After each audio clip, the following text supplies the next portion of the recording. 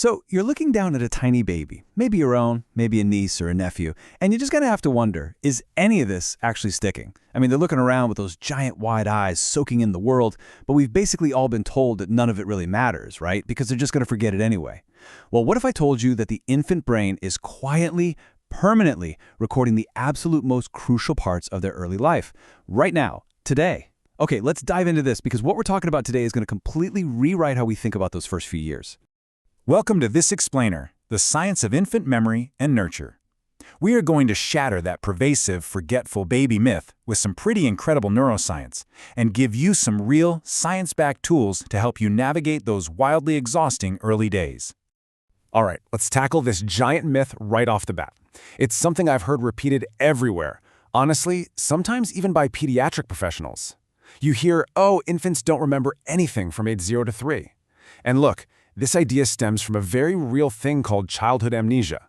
Because we, as adults, can't consciously pull up memories from when we were babies. We just assume those experiences evaporated into thin air. We assume they don't matter. But the science, it says something entirely different.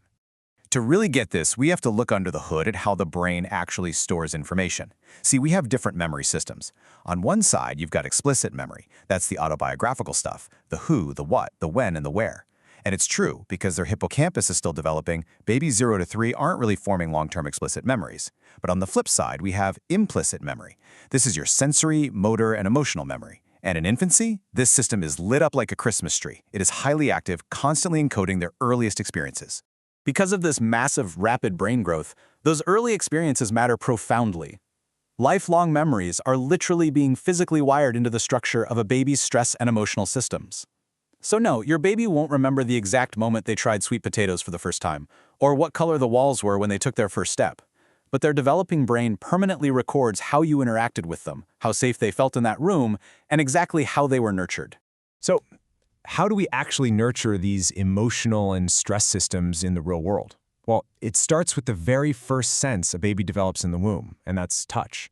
Right after birth, their skin is basically their primary way of understanding the universe. Touch isn't just, a nice bonus, it's a literal super communicator for a developing brain. Which brings us to this absolutely beautiful concept called co-regulation. Co-regulation is all about helping a child calm down through your own nurturing presence. See, babies simply do not have the biological hardware to chill themselves out yet. They literally rely on you. By using your calm state, your familiar voice, and your gentle touch, you are regulating their nervous system for them. You're giving them the fundamental trust they need to eventually, way down the line, learn how to self-soothe. And the biological shift that happens when you do this is wild. When a baby experiences soft, rhythmic stroking at just the right speed, which, by the way, most parents just do purely on instinct, their biology physically changes. Feel-good hormones like oxytocin, dopamine, and serotonin just shoot up, and at the exact same time, cortisol, the stress hormone, plummets. Through the simple act of loving touch, you are literally building a balanced, relaxed nervous system from scratch. Okay, so touch and connection build a sense of safety. Huge. But what's another crucial way to provide that safety and structure? Sleep. Building good, consistent sleep routines is how we lock in those positive implicit memories. Now, I know sleep can be one of the absolute toughest parts of parenting, for sure, but structuring it well helps your baby's brain understand that the world is a predictable, deeply safe place. To get sleep right, we need to introduce one of my favorite terms, Zeitgebers. It's a fantastic German word that basically translates to time givers. Newborns don't pop out with a circadian rhythm. They just sleep in these unpredictable short bursts around the clock. But right around 6 to 8 weeks old, their bodies start actively hunting for Zeitgebers. These are external environmental cues like light, food, temperature, and human interaction. They use these cues to finally figure out when it's day and when it's night. And the best part is, you can actively use these cues to help them out. You really want to sharply distinguish between daytime naps and nighttime sleep. During the day, keep it bright and active. Go for walks. Let the sunlight pour into the room during naps. And definitely don't tiptoe around the house trying to make zero noise. But at night, totally flip the script. The room needs to be dark, quiet, and comfortable. Keep those nighttime feedings low light and strictly business. You're teaching their biology the difference between playtime and rest time. Now let's talk about setting up the perfect, consistent bedtime routine. Because routine is everything here. Babies absolutely crave consistency. Step 1, maybe you start with a relaxing bath to physically help their body wind down. Step 2, read a quick book. Step 3, sing a familiar lullaby or just offer a cozy cuddle in a special chair. Honestly, the exact activities matter way less than just doing them in the exact same order every single night. And then we hit Step 4, the golden rule of infant sleep. Put the baby in bed when they are drowsy but still awake. This gives them that crucial opportunity to learn how to drift off independently. All right, so we've got bedtime sorted, but how do we structure the entire day using this knowledge? Finding the right daily rhythm is a total game changer. A really great place to start is anchoring your morning with a fixed wake time. Say you start your day at 7 a.m. every single morning. That helps set their internal biological clock. It prevents them from accidentally flipping their day and night schedules, which, as any parent knows, is an absolute nightmare.